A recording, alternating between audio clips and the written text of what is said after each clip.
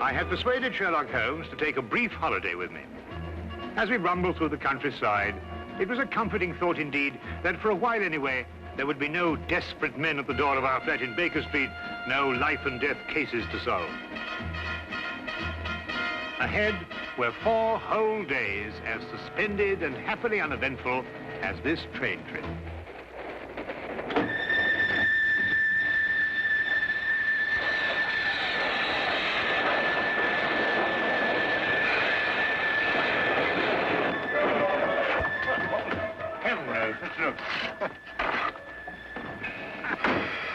Hear anything?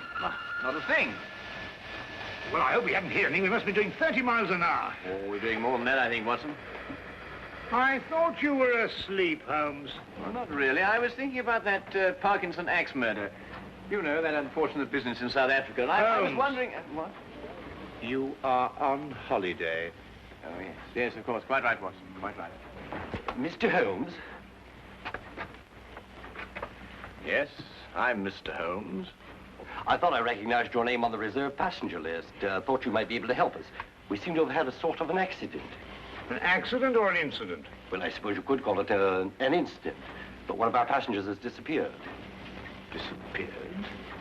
A boy. He was traveling with this young lady here. Paul is his name. Paul Windmaster. You must find him. I've heard you can do things like that, Mr. Holmes. Will you help me? There. I'm his governess. I should never have taken my eyes off him for a minute. But I looked in on him after he went to bed and was fool enough to imagine that everything was all right. Do you think he might have been kidnapped? Oh, no, I'm sure Paul ran away. How will I ever be able to face his father? I think you'd better sit down, Miss... Kendall. Lydia Kendall. Miss Kendall, and tell us everything from the beginning. I'm sure we can be of help. Sit down. Thank you. Tell me, Miss Kendall, what happened that made the boy run away? Mr. Holmes, have you ever heard of Paul's father, Lance Windmaster? Oh, yes, Ripsaw Windmaster, the Canadian timber king. The papers call him that.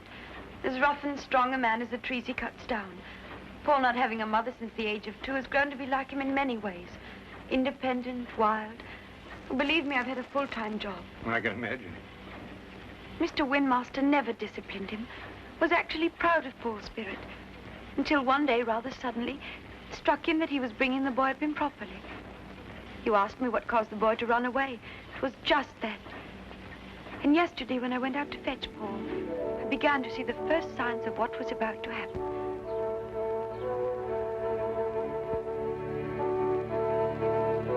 Paul! Paul! Paul, you'll have to come home now and get dressed. We're all packed and ready to go. Yes, Miss Kendall. Hurry now, we can't miss the train.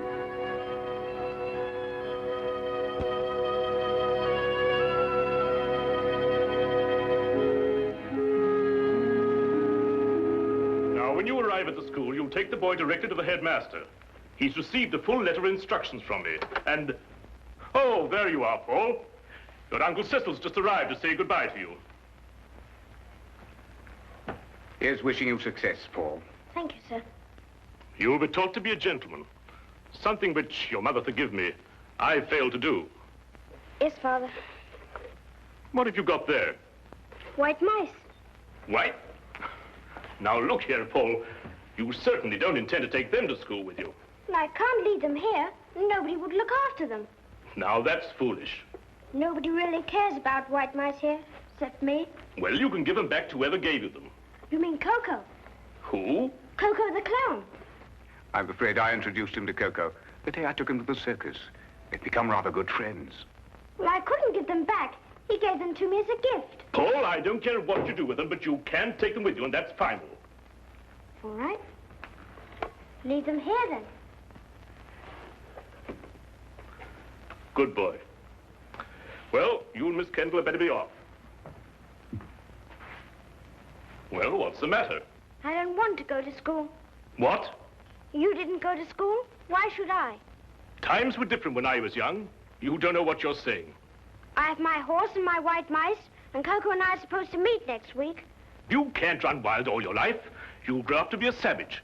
But Lydia could teach me everything I need to know right here. Miss Kendall isn't a teacher. She's a governess. She knows as much as anyone. Now listen to me, Paul. One day you'll come into possession of everything I own. This estate, my lumber mills, everything. When that day comes, I want you to be equipped to take over. Well, I don't have to go to school for that. And I don't have to wear a tie and jacket either.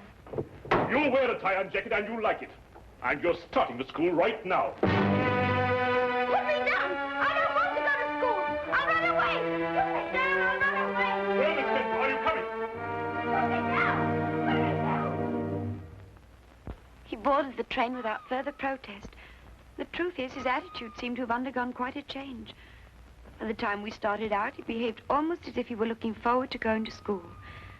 But of course, the whole thing was a ruse to put me off my guard. You said before you saw the boy after he went to bed. Now, what time was that? About 8. And what time did you find that he was missing? About an hour later, I heard a thud coming from his compartment and went to investigate. His door was locked from the inside, and I had to get the conductor here to open it for me. How he got out, I don't know, but he was gone. And of course you searched the whole train after that. Oh, every inch of it with the conductor here. I decided to stop the train when we couldn't find him. Oh, conductor, I believe there's a steep gradient just a few miles beyond Darcy. Yes, there is. Now, how slowly would the train be going at that time, do you think? Oh, about 5 miles an hour. Very slowly, sir. Well, in that case, I suggest that we borrow a cart from a farmer in the vicinity of Darcy and go back and search that area. Yes, sir. I'll take care of it immediately, sir. What was the number of the boy's compartment? 37. Well, Dr. Watson and I'll take a look at it. No, there's no need for you to come with us. I think you'd better stay here and rest. Now, you mustn't worry. Small boys make a habit of disappearing and reappearing.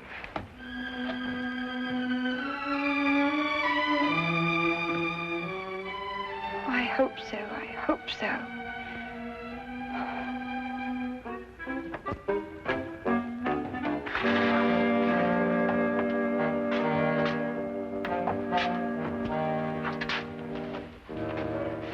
Well, you certainly simplified the search and narrowed down the area to Darcy.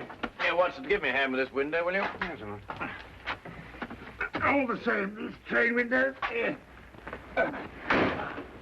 Well, that was the thud Miss Kendall heard, the sound of the window being opened before the boy jumped out. By Jove, you're right. The question is, who helped the boy open the window? Well, it took 2 of us to do it. Exactly. Good heavens, Holmes, do you mean that he must have had an accomplice? Of course he must have. Yes, but who on earth would want to help a little boy to run away? Well, when we know that, Watson, we will have the answer to the problem of the boy who didn't want to go to school.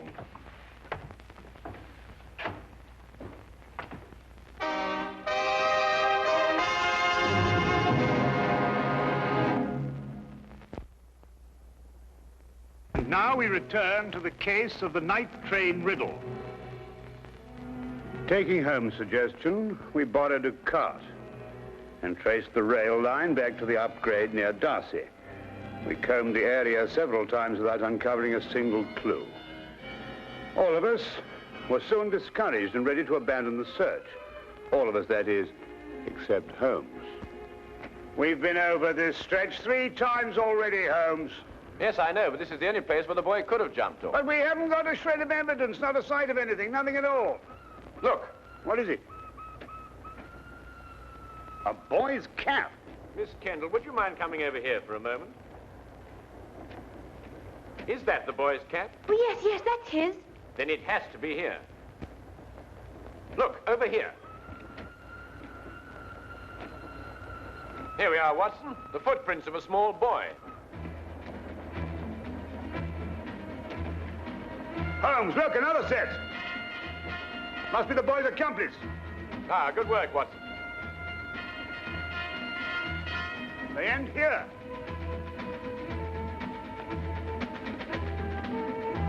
Then it's quite clear what happened. Not to me. Well, they obviously boarded another train, a local, I imagine, traveling in the same direction as we were. We do pull alongside a local here, Mr. Holmes, the up train from Royal Minster. Well, how can they do that? Change trains in midstream, so to speak. Well, obviously, Watson, if both trains were traveling slowly enough. They do. It's possible, entirely possible, Mr. Holmes. Conductor, I think you'd better telegraph ahead and have them stop that train. Yes, sir. Do you think they'll find him, Mr. Holmes? Well, we are near enough to the truth, Miss Kendall, not to have to speculate anymore. We will soon know. We began a hasty return to the night express, aboard which we hoped to catch the local. Holmes insisted that time was of the utmost importance.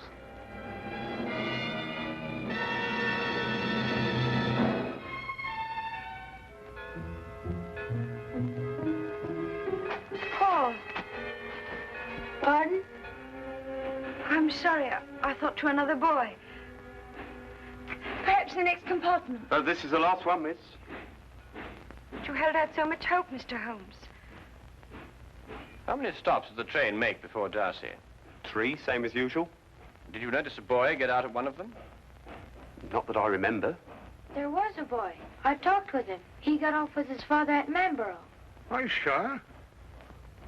Yes, there was that pair. Blimey, I clean forgot. What did the father look like? Medium-sized, grey hair, ordinary face. Wait, I noticed when I inspected his ticket there was something about his fingertips. They were red. Red? Yeah, I thought it was strange at the time. That's most observant of you, conductor. That proves it, Watson. Holmes, do you know who he is? Of course. Coco the clown. Coco the clown? He was the boy's friend. But more than that, there's the red fingertips. The significance of which completely escapes me. Rouge, Watson, the same kind of clown uses. He was evidently in a great hurry to catch the train. He didn't have time to remove it all. Oh, if you're only right, Mr. Holmes. And unless I miss my guess, we'll find them both in Manborough now.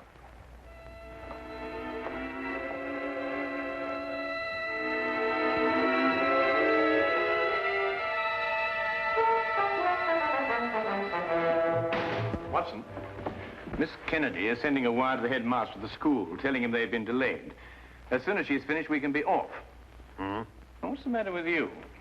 You don't look like someone who wants to be taken to the circus. Holmes, do you realize it has taken me the last solid 3 weeks of pleading and cajoling to persuade you to take this trip? And now look where we end up, in Manborough. And don't you underestimate it. We can have a very exciting holiday here. Oh, holiday? We might as well have pitched a tent in the Straits office. I know, but we couldn't very well refuse to help them. No, we couldn't have refused to help them. Ah, but when we eventually find whoever it is who's at the bottom of this thing, please remember one thing. He's my pigeon.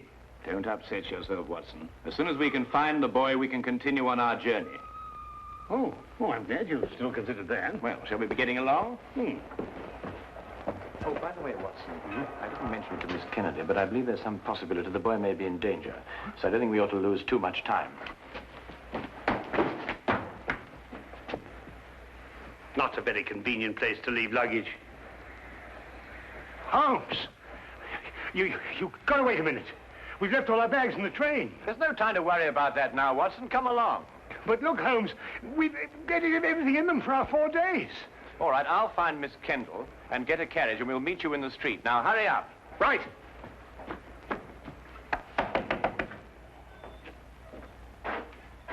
Could you tell me if the night express has gone yet? He had to switch back to the main line. I wondered if it was still in the yard somewhere. I'm awfully sorry, sir. You must have the wrong town. Now I know where I am. I'm in Manborough. Right you are, sir. But the Night Express doesn't stop in Marlborough. Never has. Except once. But confound it, man, I know it stops here. Oh, no, sir. The only time the Night Express ever stopped in Marlborough was in the summer of '88. A wheel fell off the locomotive. Right out front here it happened. It stopped all right that night. Now, look here, this is urgent. I happen to know the Night Express stops here because I got off the thing at this station. Now, will you kindly go and find out if it's still here? Well, I have to go down to the yard area. In about 5 minutes, I'll ask the signal box. 5 minutes? Oh, never mind. Watson, come along. The carriage is waiting. But...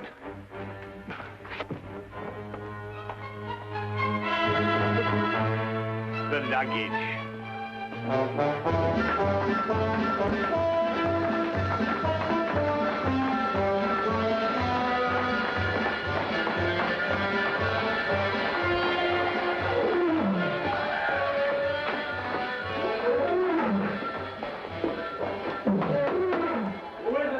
Cecil, open up.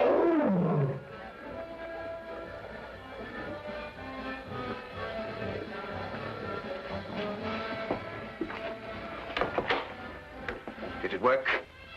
We jumped off, switched trains. Ta-da! Like a couple of acrobats. Where's the boy now?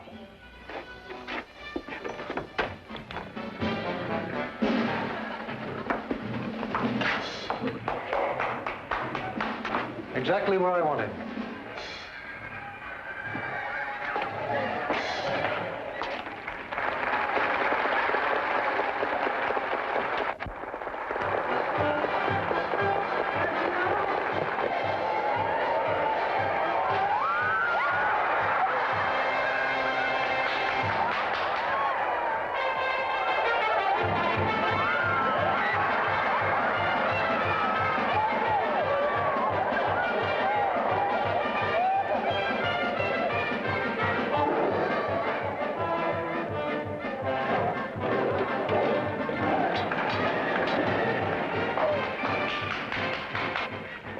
And get it over with.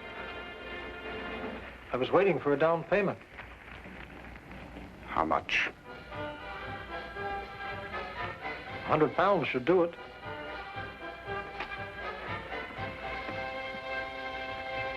That's cheap enough to show you good faith.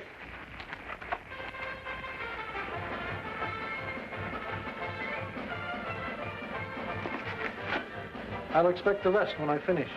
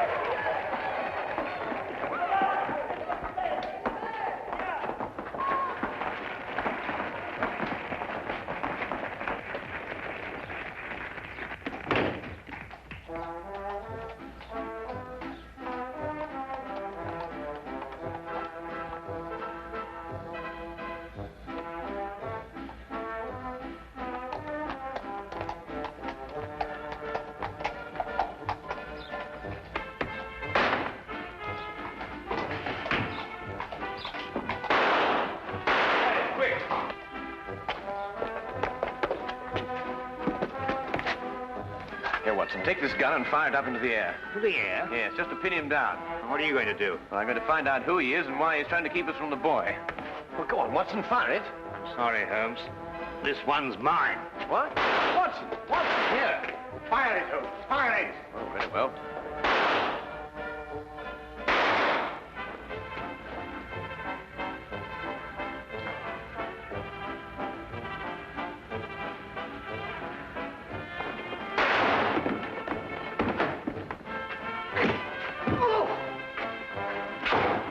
Come along, Miss Kendall. Watson, you're a fool to have taken such a risk. No, with you covering me, I couldn't miss. Get up.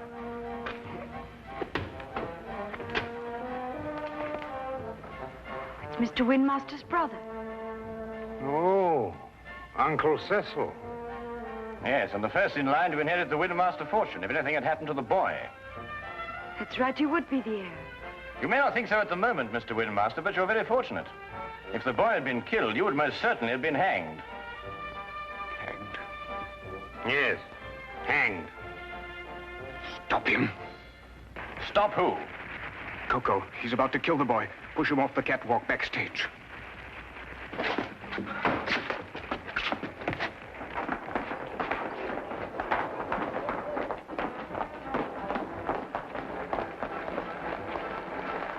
Up there.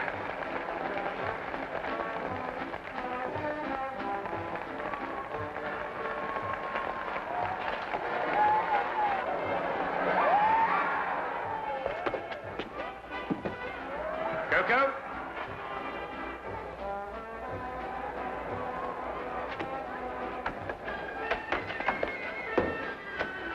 Don't come any closer.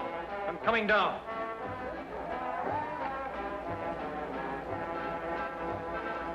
You'll never get out of here. One move to stop me and I'll kill this boy.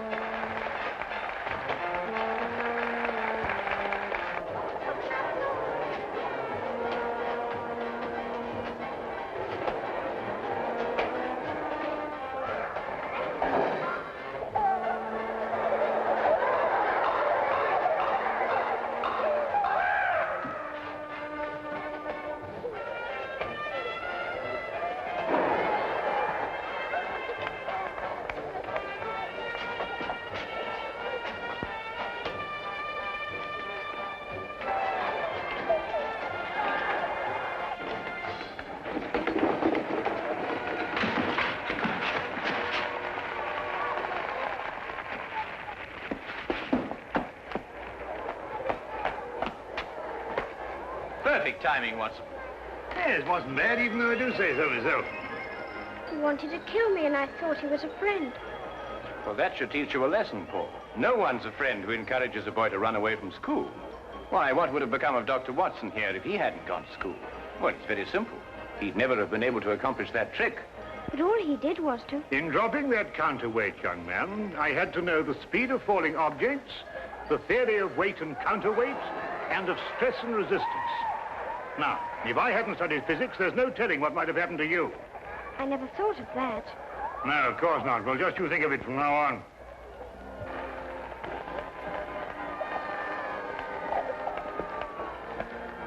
Watson, did you really have all that in mind when you pulled that rope? Oh, every bit of it, of course. Oh, did you? Uh-huh. Come on, you. And you.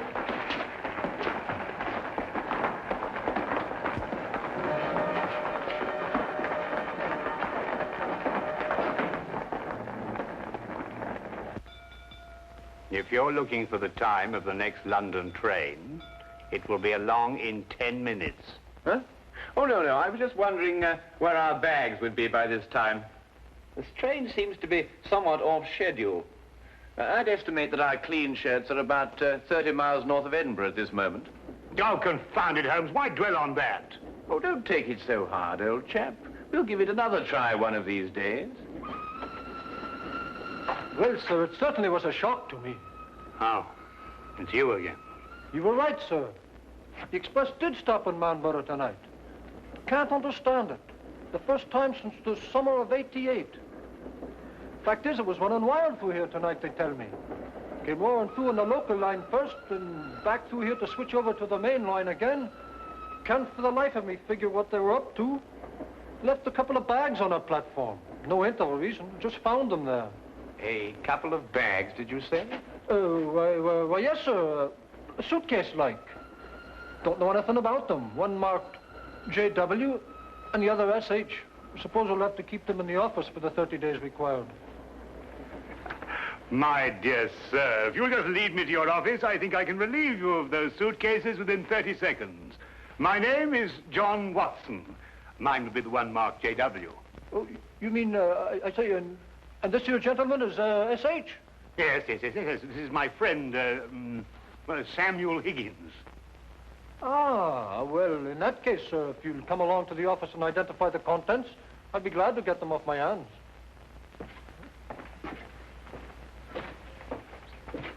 Samuel Higgins? Yes. You see, we have 3 whole days left. And I'm quite sure that nobody will want to interfere with the holiday of Samuel Higgins.